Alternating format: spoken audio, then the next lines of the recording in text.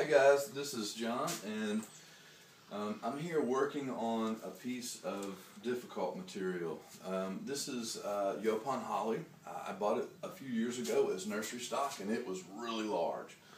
And I cut it back. And I didn't really make a lot of decisions on branches at that time. I just cut it back, and now it's filled back in. And as I've looked at it the last couple of years, I think that it needs to make a smaller tree. Okay, so I need to bring it down even smaller. That'll make this base look even more powerful than it does when this tree is taller. So there are a few odd branches on it. I started by saying it was difficult material. There's some branches that just don't feel natural to me. So as I'm looking at these branches, there's a couple branches that just feel a little odd to me. They don't feel like they're placed right. This is one of them. It just kind of has a upside down shoulder here kind of and goes up. So I need to figure out what to do with that. What part is that going to play in the design? There's also another difficult branch here. It's super straight. You know, the placement's not so bad, but it's just really straight going up there. So I need to figure out what to do with that. It's going to make a couple pretty big scars, but I think when I'm finished here, I'll have a tree that's maybe hand high. And there won't be a lot of foliage left on it. This is going to be another really drastic cutback. Okay, so I'm looking at the trunk, and I think this is going to end up being the back side of the tree, and this is going to be the front side, and I'll use this as the main apex. So I think what I'm going to do now is take my pruners and go ahead and remove some of the material that is just in the way and is going to be removed. So this should go pretty quickly.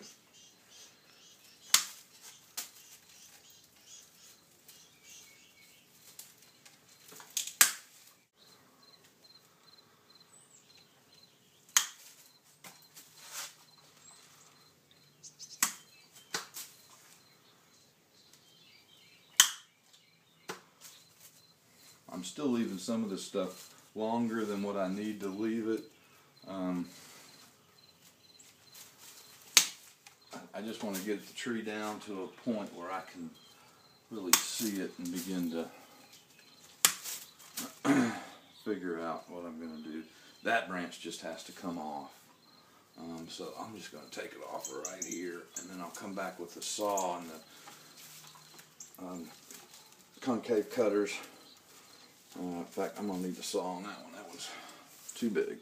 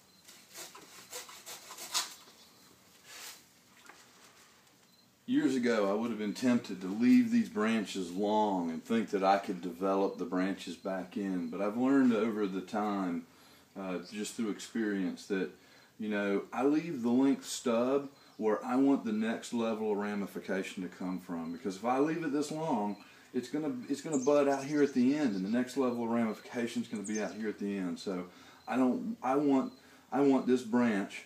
You know, this is the primary. I want the secondary branches to come off at this point, not further out, but right here where the stub is. So I'll seal these before I'm all done.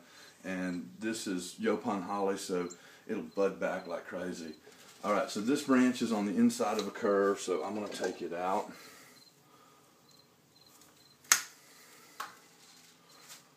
Alright, I still think this one's a little long. See if I can hit the camera now. Oh!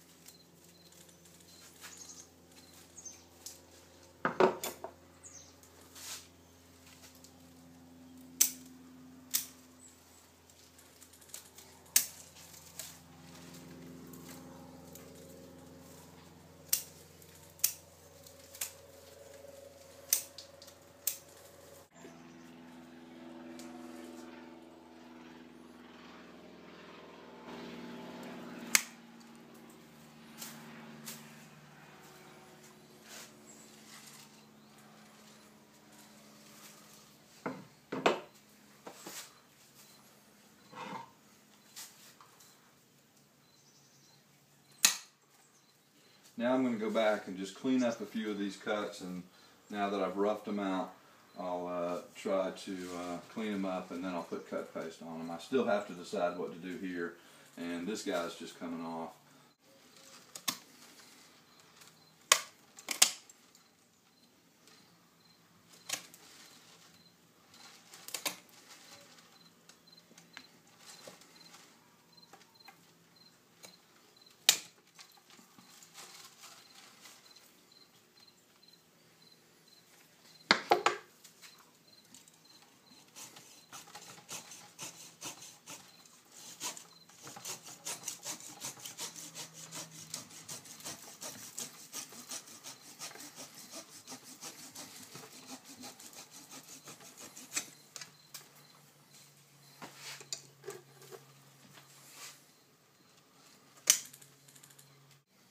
Alright, if I left this wound out like this, it would even bulge more as it healed. I'm going to use my knob cutter to hollow this out a little bit so that as this heals, it stays about the same level as it is now. This would also be a good, you could also use a Dremel tool here and carve this out nicely. Depending on how hard the wood of the tree is, this can be a task.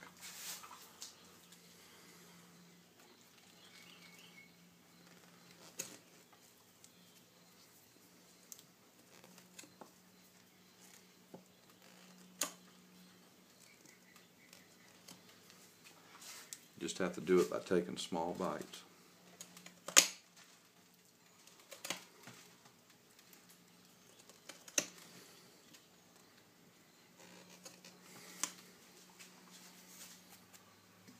Alright, I do think I'm going to get my Dremel and hollow that out a little bit.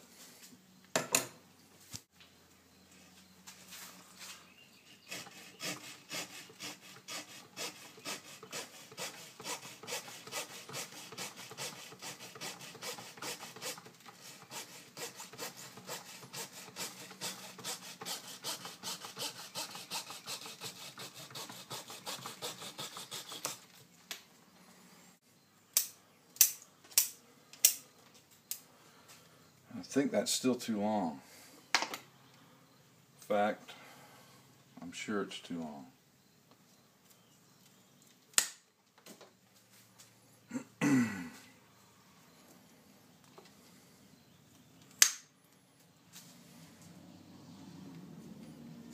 Okay, here I have a choice. I have a big stub or I have a smaller stub. Well, always you're trying to build taper, so I know over time this branch is going to end up getting much larger, and this one's also going to get larger. So I think since I can make a choice here, I'm going to take the big stub out and leave the smaller stub. Here and here, I just have what I have to work with. I could take those down all the way and let it totally rebud down to one trunk line or one line, but I think that would leave so many scars on the tree, it'd never look that great. So we'll go like this and just see how it turns out. This will require another really hard work through after it has budded back out. what you'll do is where it has budded, you'll come back and clean up these scars so that you create the taper so it looks natural as it continues out the branch.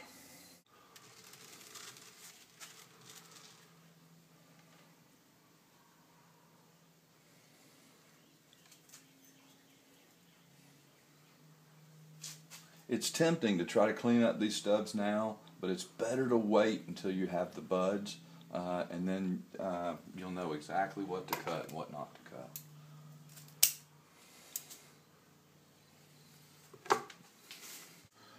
Okay, this is a little more than a Dremel tool, but this was handy and it had a nice heavy bit on it. This is a long shaft die grinder, and I'll really have to make sure I hold it steady so that I don't let it jump out and get some of the bark.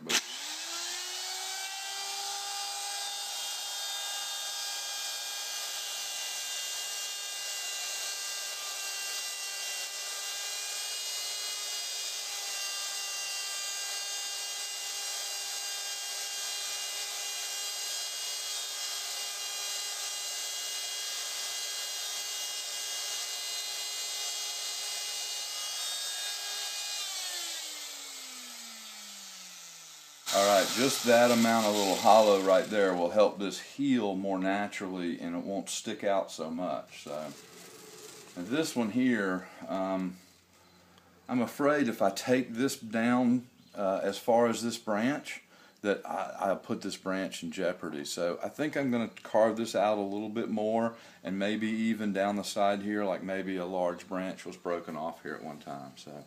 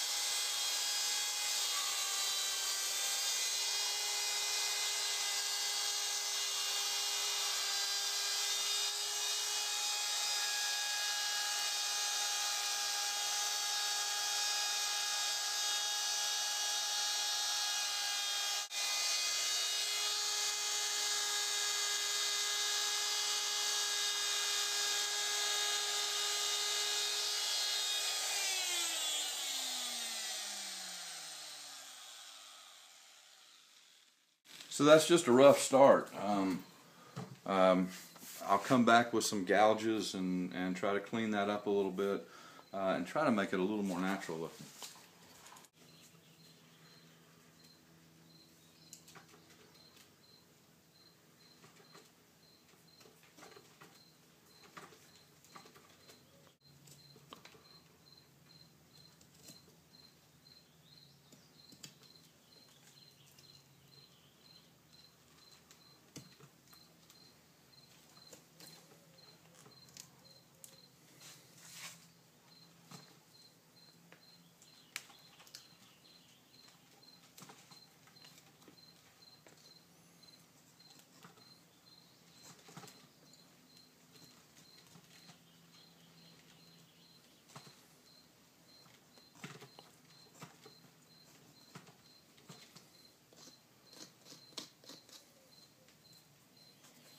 So now, what I want to happen is I want the live tissue to roll over this.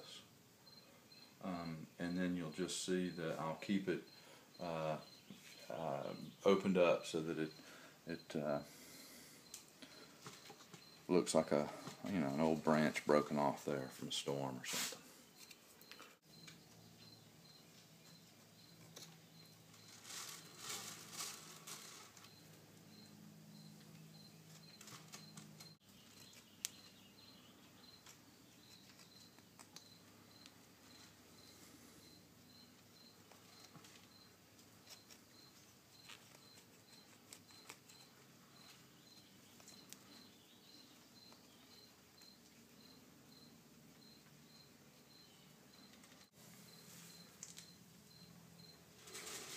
Okay, for now we're pretty much finished, except for the fact that it's time to go ahead and get this out of this, this is probably a 5-gallon pot, I don't know, large container, get the roots down.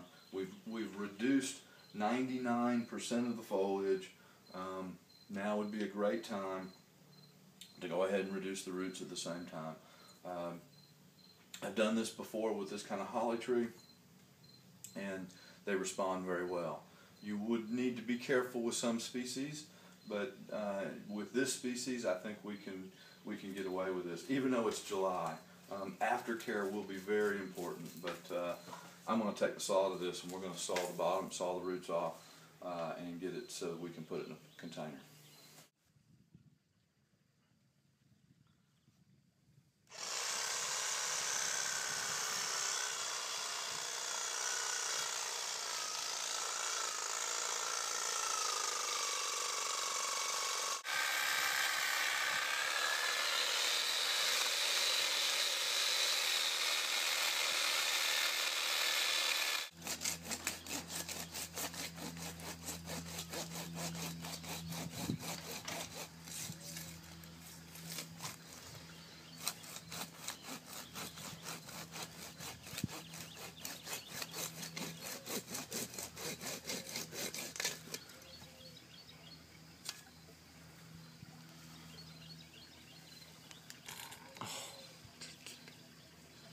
So I found a pot I want to use. This is more like a training kind of pot. So I'm going to prepare the pot. You see it's got a great big hole in the bottom.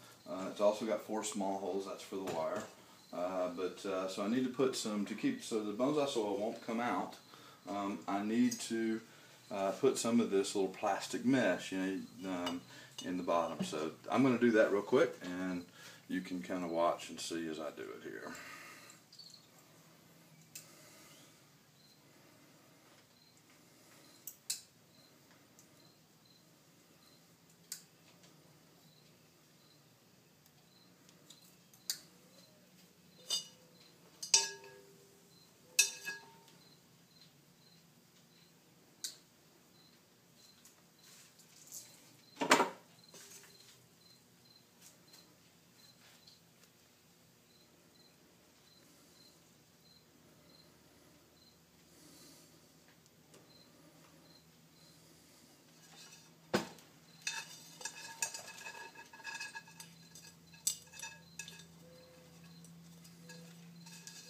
Cut the wire a little long, so I'll trim the ends.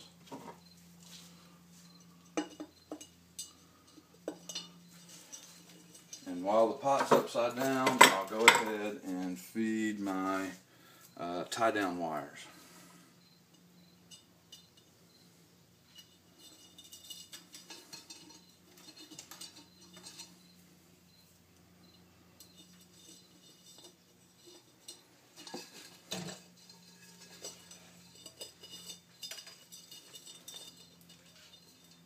Just want to get them snug across the bottom.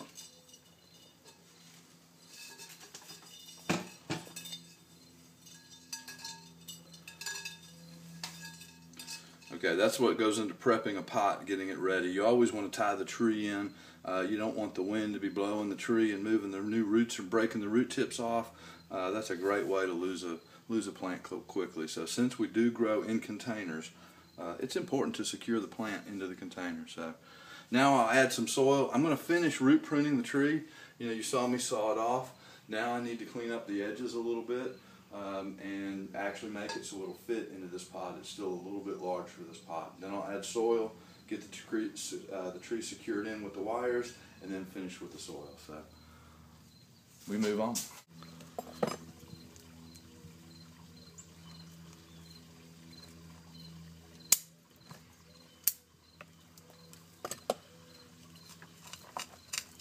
I just want to clean up the edges of the roots a little bit. Get any of these roots that have been winding around the pot cut back.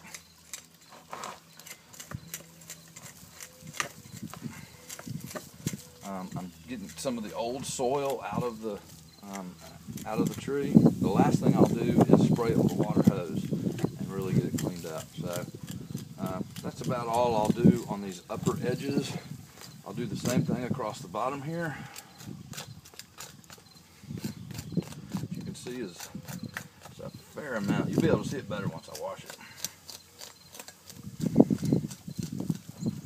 I'm going to go ahead and prune here. So nice clean cuts on these root tips. That's important. They'll tend to come back faster if you've got good clean.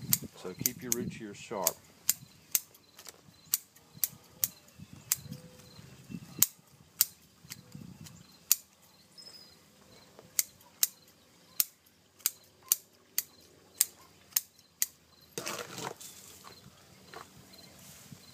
All right, time for a spray.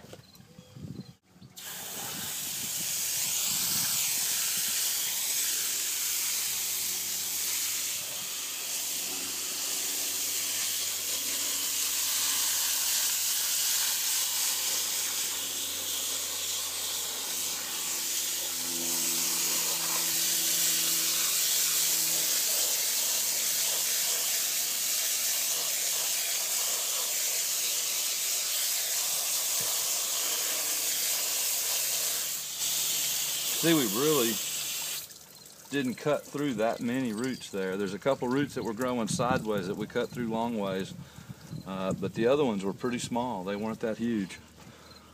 So you can see they're like the branches, the roots ramify pretty quickly. So you can get away with cutting it back like we just did. All right, we'll check it in the pot now. All right, that looks good. That'll fit no problem. Plenty of room to grow in there. In fact, I'll probably have it so it's raised up a little bit more. So now it's time for some soil.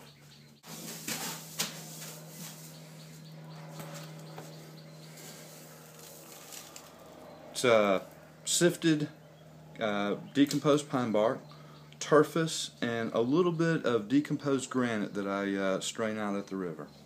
That's my basic bonsai soil mix.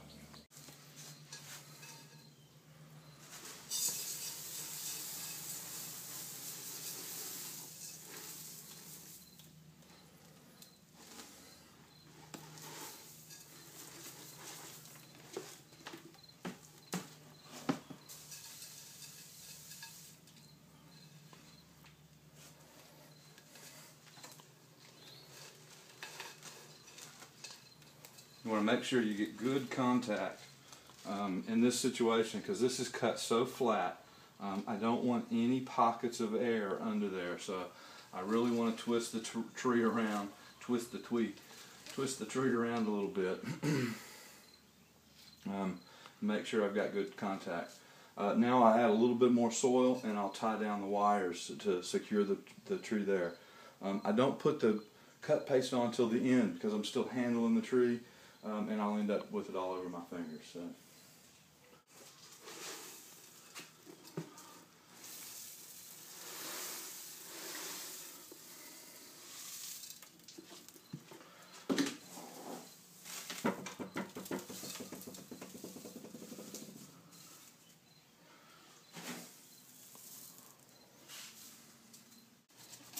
I use the chopsticks just to settle the soil down in between the roots. And once again, to make sure there are no air pockets. You don't want any pockets of air. You know, you need soil that breathes and that oxygen moves through and air moves through, but you don't want any big pockets.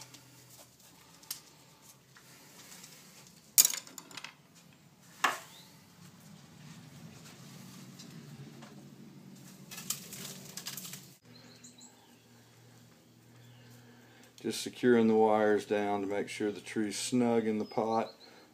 Typically, I like to be able to pick the tree up by the trunk. I don't do that all the time, but that's how secure I like to have the tree in the pot. I really should have used a little heavier wire since this is kind of a heavy tree in a big pot, so I'm not going to, well, loosened it up. So. Okay, I've been looking at this tree and looking at this tree, and this is where I originally thought the front was.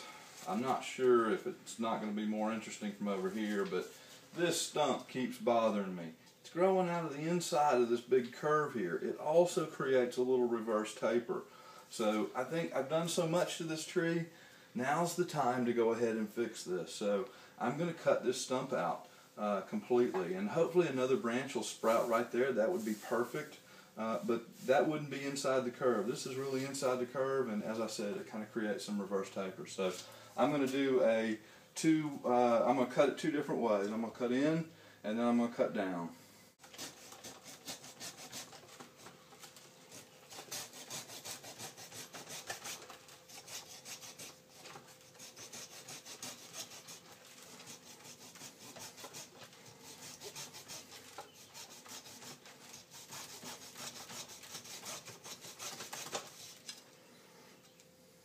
Alright, so that was the sideways cut. Now I'm going to cut down. I'm just going to kind of take an L-shaped chunk out of here, and then I'll clean it up with the, probably with a grinder.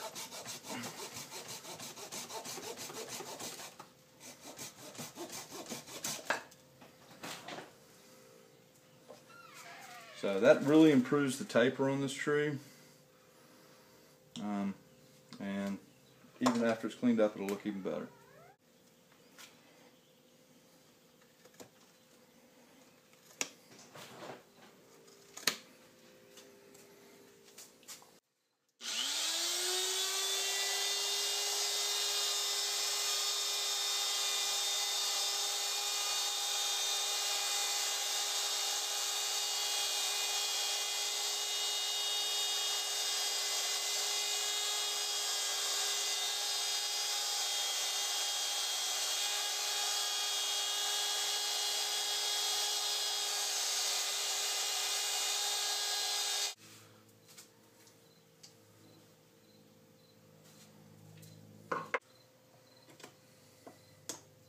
If you're going to do it, you might as well do it.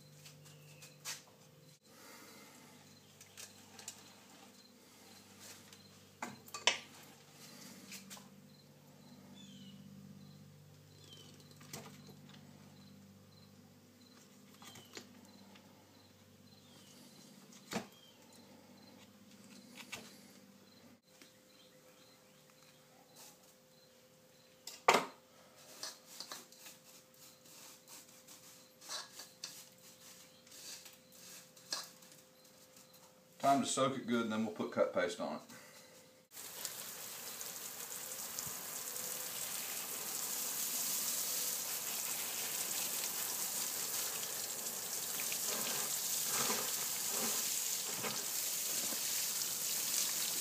Paste. I use the Play-Doh-like clay type of Japanese cut paste. I've just always had good success with it.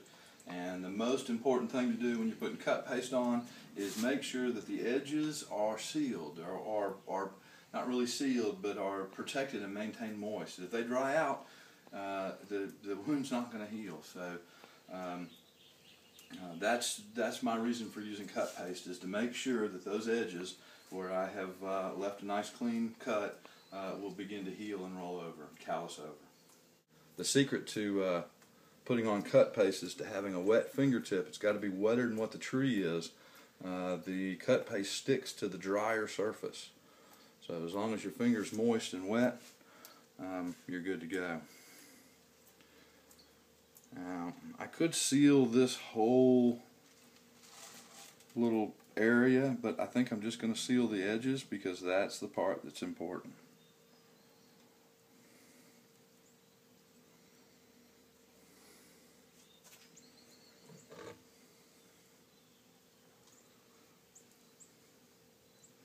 I'm using way more cut paste than I really need.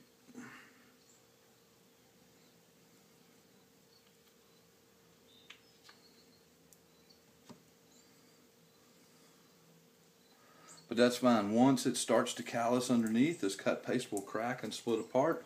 It becomes obvious, and at that point you can just remove it. So, because it's done its job. Once it starts to heal over, you don't need the cut paste anymore. So.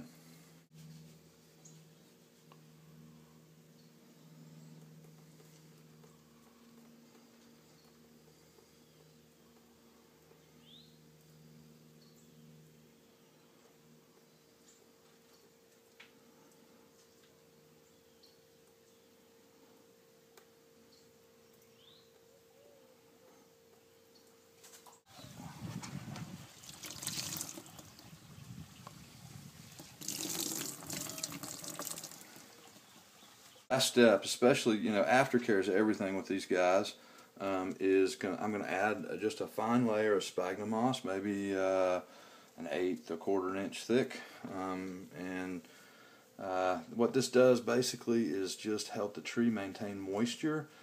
This soil is pretty free draining. You probably saw that while I was watering it, and this will help maintain a level of moisture to help this tree recover. Once it's recovered and established in the pot, it doesn't need this anymore.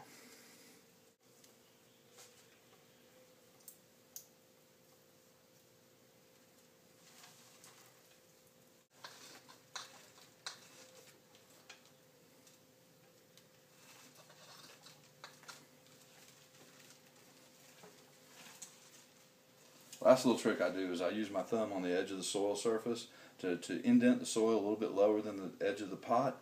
That way, when you're watering it, the water tends to hit that edge and go down and not over.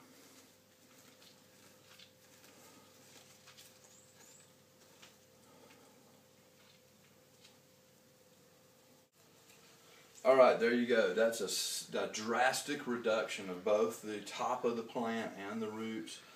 This was Japan holly. We left a few leaves on there, but now you can see this tree, which was originally from a nursery and was probably 3 foot in diameter and better than 3 foot tall. Now it's going to end up making almost a show hen sized tree, so a small sized tree.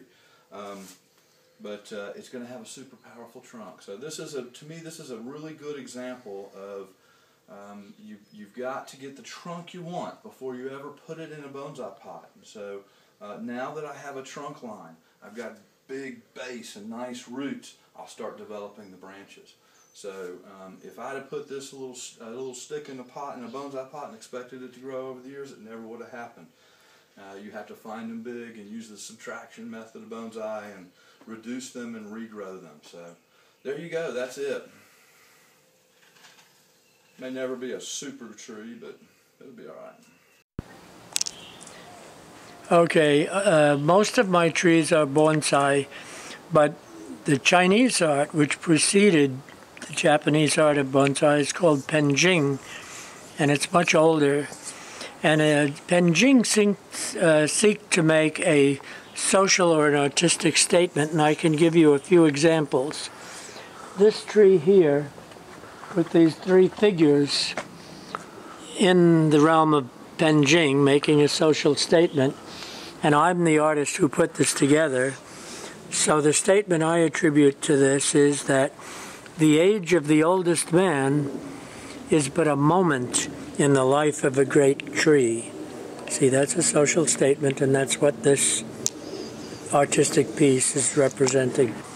Here's another one here, which is a bit overgrown, but you can see there's a house there, and there's a path, and there's a man walking along the path. It's a little fatter than the others. Yeah. Is he like a merchant? Yes. Not harming this. The social statement that I attribute to that is that in the evening, the road home is the longer road. Another little tiny one. And this simply says, on the great stage of nature, man plays but an insignificant role. There's quite a lot of detail on these figures when you come close. Yeah. Here's another one here on this white marble slab with the boats in the harbor. Mm-hmm. And the meaning of that I attribute to it, that I express through it, is at the end of the day, everyone needs a safe harbor. So there are the boats coming into the safe harbor. Yeah, there's a little leaf here that shouldn't be here. Gets in the way. Very beautiful. That's one of my favorite ones. That's the concept of penjing, that it makes some sort of an artistic statement. Whereas, if you go to bonsai, and here's happens to be a trident maple. It happens to be growing on a rock, just so that we can see the unusual development of the roots over the rock. It sort of shows them off because they're not underground. Yeah.